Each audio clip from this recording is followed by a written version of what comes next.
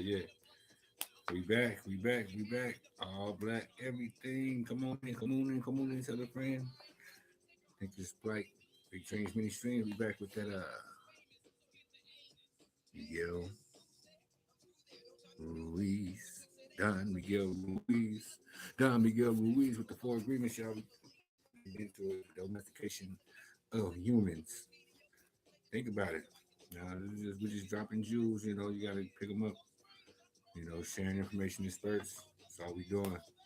It's up to you to dig further. Just opening the door, you dig? Let's get it. I do not know listen to this music. Peace, peace, souls of mischief. Yeah. You know how we do it. And we keep it going. It says children are domesticated the same way that we domesticate a dog, a cat, or any other animal. In order to teach a dog, we punish the dog and we give it rewards. We train our children, whom we love so much, the same way that we train any domestic animal, with a system of punishment and reward. Just a true fact. I mean, unless you have made a conscious effort to not do that, that's what you do. Take a look at yourself. Take a look around. I mean, we are told, you're a good boy, you're a good girl, when we do what mom and dad want us to do. When we don't, we are a bad boy, bad girl, bad boy. When we went against the rules, we were punished. When we went along with the rules, we got a reward. We were punished many times a day, and we were also rewarded many times a day. Soon we became afraid of being punished and also afraid of not receiving the reward. Mhm. The reward is the attention we got from our parents or from other people like siblings, teachers, friends.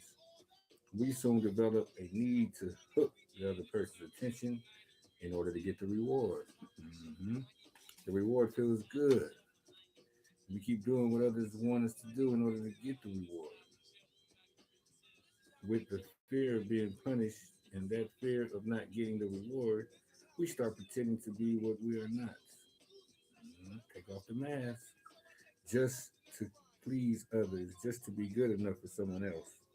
Be good enough for yourself. Come on now. Learn this.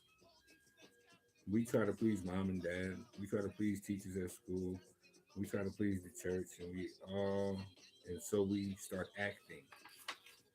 We pretend to be what we are not because we are afraid of being rejected. The fear of being rejected becomes the fear of not being good enough. Eventually, we become someone that we are not. We become a copy of mama's beliefs, daddy's beliefs, society's beliefs, and religion's beliefs. I ain't saying I'm just relaying it, you did. But you can see it clearly. All our normal tendencies are lost in the process of domestication. And when we are old enough for our mind to understand, we learn the word no. No. One of the best things you can learn is the word no and mean it. Say, let your no be no. Let your yes be yes. Fantastically.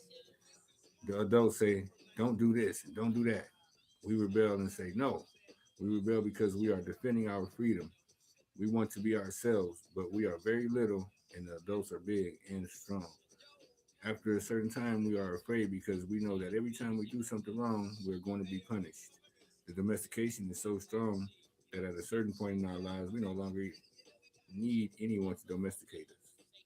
It's learned behavior. We don't need mom or dad. We don't need the school or teachers or to domesticate us. We are all, we are so well trained that we are our own domesticators. And we are an auto domesticated animal, just running on autopilot. Autopilot. Zombie like. We can now domesticate ourselves according to the same belief system we were given and using the same system of punishment and reward. We punish ourselves when we don't follow the rules according to our belief system. We reward ourselves when we are the good boy or good girl. The belief system is like a book of law that rules our mind. Without question, whether it is in that book of law, is our truth. We base all of our judgments according to the book of law. Even these judgments go against our own inner nature. Even moral laws like the Ten Commandments are programmed into our minds into the process of domestication.